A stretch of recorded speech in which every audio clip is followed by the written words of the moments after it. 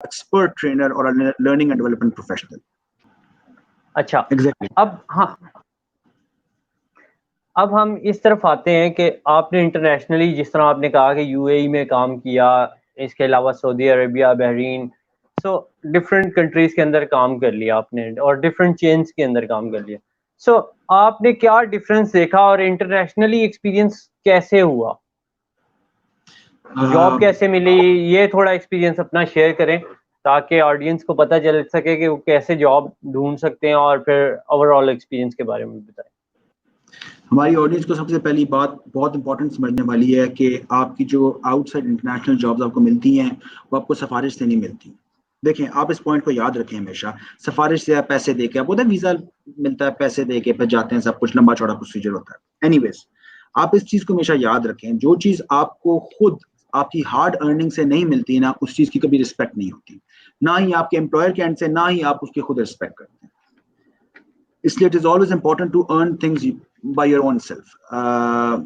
Online industry बहुत develop कर गई है, जैसे हम बैठे इस कोविड-19 क्वारंटाइन के अंदर ऑनलाइन बात कर रहे हैं, वरना शायद आप मेरे से फेस टू फेस मिलते। ऑनलाइन जॉब हंटिंग बहुत डेवलप कर गई है, लेकिन it requires time and it requires a good amount of time. अगर मैं फाहद आपको ये कहूँ कि जॉब ऑनलाइन अप्लाई करना एक आर्ट है, आप हैरान होंगे, तो ये गलत नहीं होगा। ऑनलाइन जॉब अप्लाई करना बिल्कुल एक आर्ट है। आप कनेक्ट करते हैं प्रोफेशनल से लिंक्डइन के ऊपर, आप उनसे कुछ टाइम बाद बातचीत करते रहते हैं, आप जॉब्स अप्लाई करने जाते हैं तो आप देखते हैं ये वही ऑर्गेनाइजेशन है जिसमें मैं एक बंदे के साथ कनेक्टेड हूँ, ठीक है, ये एक पूरा सर्कल है। इसके अलावा instead of having a very bad resume, 2.5 seconds मैंने आपको फर्स्ट इंप्रेशन के बताए थे, वो फर्स्ट इंप्रेशन के 2.5 सेकंड सीवी में भी काम करते हैं। आपको क्या लगता है जॉब अप्लाई हुई है, अगले एचआर वाले के पास इतना टाइम है कि वो 2 घंटे 3 घंटे लग जाएगा हर सीवी देखने में?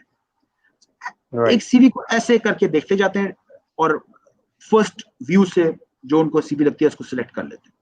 आपने अपनी सीवी कैसे बनानी है, आपकी रिज्यूमे कैसी होनी चाहिए, आपकी पिक्चर कैसी होनी चाहिए उस रिज्यूमे के ऊपर। आपने जॉब अप्लाई की, आपकी जॉब प्रोफाइल क्या थी, आपकी प्रोफाइल उस हिसाब से बनी हुई थी कि नहीं बनी हुई थी। आपने जिन चैनल्स पे अप्लाई किया, क्या वो चैनल्स ऑथेंटिक है या नहीं है, ठीक है। आपने उन चैनल्स के ऊपर अपनी प्रोफाइल प्रॉपर्ली बनाई है कि नहीं बनाई है, 100% कंप्लीट की है कि नहीं की है। आपने जॉब के क्वेश्चन या जो कभी बार उसको प्रॉपर तरीके से आंसर किया है कि नहीं किया है, आपने फॉलो अप किया कि नहीं किया है। अगर आप उस ऑर्गेनाइजेशन के किसी कोलीग को या किसी बंदे को लिंक्डइन से जाते थे, आपने उसको अप्रोच किया है या नहीं किया है। So there are many things जो कि कंबाइन होके इस एफर्ट को बनाती हैं। दैट्स व्हाई आई से कि जॉब हंट करना एक आर्ट है। मैंने ऑनलाइन ही अप्लाई किया था, मेरा कोई जानने वाला नहीं था, बहरीन में भी, सऊदीया में भी, यूएई में भी। मैंने हमेशा ऑनलाइन अप्लाई किया, ऑनलाइन ही जॉब ली है।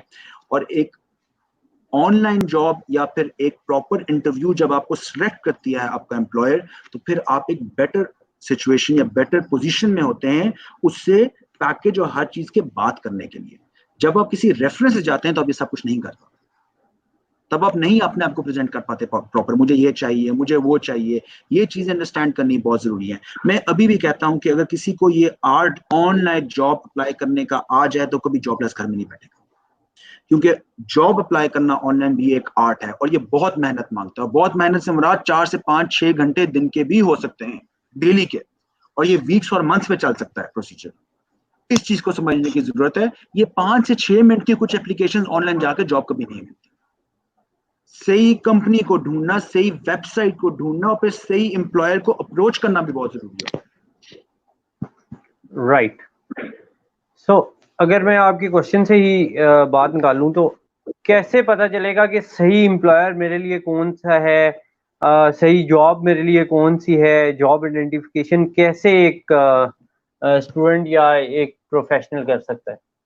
ये आपका होमवर्क है, ये आपका सारा होमवर्क है। वैसे तो आजकल के ग्रेजुएट्स जो हैं उन्होंने बहुत से ब्रांड्स का पहले ही पढ़ा होता है, हमें पता होता है काफी ब्रांड्स का, बाकी आपकी अपना होमवर्क है, आप घर पे कितना टाइम लेते हैं डिफरेंट इंटरनेट पे एक्टिविटीज करने के बजाय कि आप केस स्टडीज पढ़ें, आप ऑर्गेनाइजेशंस के बारे में समझें, आप इंस्टेड ऑफ एंटरटेनमेंट के चैनल्स देखें, आप बीबीसी CNN को रोज आधा पौना घंटा देखें, आपको वहां से इतना पता लगेगा। आप CNBC को देखें, आपको वहां से मार्केट का अंदाजा होगा। बहुत से ब्रांड्स का तो आपको यहाँ से पता लग जाता है। आपके लिए जॉब भी सही है नहीं है, आप जॉब डिस्क्रिप्शन पढ़ेंगे, आपको जॉब डिस्क्रिप्शन से अंदाजा हो जाएगा कि किस किस्म का बंदा रिक्वायर्ड है। या अगर आपको फिर भी नहीं होता तो before you apply for a certain job, आप उनकी वेबसाइट पे जाएं, आप उनके पेज पे जाएं, आप उनको फॉलो करें, आप उनकी एक्टिविटीज को ऑब्जर्व करें, या फिर आप उनके लिंक्डइन प्रोफेशनल से कनेक्ट करके किसी से बात करें। लोग हेल्प करते हैं, लोग गाइड करते हैं। This is all homework that you have to do on your end. और फिर आप अपनी CV काइंडली उसके हिसाब से बनाएं। आप अप्लाई करें एक ह्यूमन रिसोर्स ट्रेनिंग की जॉब, लर्निंग एंड डेवलपमेंट की जॉब के लिए, और आपकी CV मार्केटिंग की बनी हुई है, तो this will not work out. आपने अपनी प्रोफाइल को टेलर करना है उसके हिसाब से। ये सब चीजें आपको ध्यान में रखनी पड़ती है। हर जॉब के हिसाब से अपनी CV को मॉडिफाई करते जाएं। और तो आप झूठ तो नहीं बोल सकते। आपने टेलर अगर करना है उसको, तो आप टेलर करने में उसमें वही लिखेंगे जो आपने काम किए में उससे रिलेटेड। अगर आपने उससे रिलेटेड काम किए हुए उस जॉब प्रोफाइल से रिलेटेड, तो आप वो लिखें बीच में। That's how you are going to make it. Okay, so international क्या हमने बात की, तो हमें यहाँ अगर इंटरनेशनली कम्युनिकेशन देखी जाए तो एक चीज ज़हन में आती है कि डिफरेंस ऑफ लैंग्वेज है। सो मोस्टली कंट्रीज के अंदर इंग्लिश ही यूज होती है। So how you think English should be the best, how you rate that? English language हमारी मदर टंग नहीं है। मैं इस चीज़ के खिलाफ हूँ कि इंग्लिश को जो लोग ना बहुत इंपॉर्टेंस देते हैं बचपन से हर जगह से। इंग्लिश हमारी मदर टंग नहीं है। लोकली पहले बात करते हैं। बट यस, पाकिस्तान में एंड आउटसाइड पाकिस्तान ये अनफॉर्चुनेटली ये प्रेसिडेंस है कि इंग्लिश को बहुत इंपॉर्टेंस दी जाती है।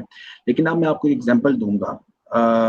मेरे मेरे मेरे पहले GM थे, वो बेल्जियम के थे, सेकंड थे जर्मन थे, थर्ड और फोर्थ दोनों इटालियन थे, fifth British, England British origin के थे। इन सब में से एक या दो होंगे जिनकी इंग्लिश बहुत स्ट्रांग थी और कम्युनिकेशन स्किल्स बहुत अच्छे थे, वरना उनके एक्सेंट जो थे वो भी उनका एरिया और बैकग्राउंड उससे पता लग जाता था। इटालियन एक्सेंट था। इसके अलावा इंडियन कोलीग्स जिनके साथ मैंने काम किया है उनका तो रफ एक्सेंट भी कुछ का आता है, कुछ का बहुत अच्छा एक्सेंट इंग्लिश का भी आता है। ठीक है, ये एक ऐसी चीज है जिसके इंग्लिश की वजह से आपकी इंग्लिश अगर अच्छी नहीं है तो आपको ये नहीं समझना चाहिए कि आपके कम्युनिकेशन स्किल्स अच्छे नहीं हो सकते। ठीक है, इंसान अपने काम से जाना चाहता है। इंग्लिश इंपॉर्टेंट जरूर है लेकिन it's not the last thing. If a person is not very learned in English, this does not suggest or means that that person would not be successful in his life. Well, still he can manage and he can be successful. But yes, it is added value. अब आप इसको कैसे बेहतर कर सकते हैं? आप book reading करें, आप कंटेंट राइटिंग करें, आप ऑनलाइन न्यूज चैनल्स इंग्लिश के फॉलो करें, आप खुद बात करें कम्युनिकेशन में। अगर आपकी स्पोकन स्ट्रांग नहीं है, आप बुक्स पढ़ें। बुक्स पढ़ने से बड़ी स्ट्रांग होती है, आपकी वोकेबलरी बहुत अच्छी होती है। ये एडेड वैल्यू है, बट आई वुड नॉट से this is the last thing which is required for everyone. मैं बहुत से ऐसे प्रोफेशनल्स को जानता हूं जो हॉस्पिटैलिटी में ही काम कर रहे हैं, जो GM तक पहुंचे हैं, the English is not very good. Europeans हैं, ब्रिटिशर्स हैं, content writing, email, business writing etiquettes का आइडिया उनको सही से नहीं है। कुछ है जो कि बहुत स्ट्रांग है और उस स्ट्रांग होने की वजह से एडेड वैल्यू भी उसकी मिलती है। So it should not be the last thing, but it is an added value जिस पे हम सबको काम करना चाहिए।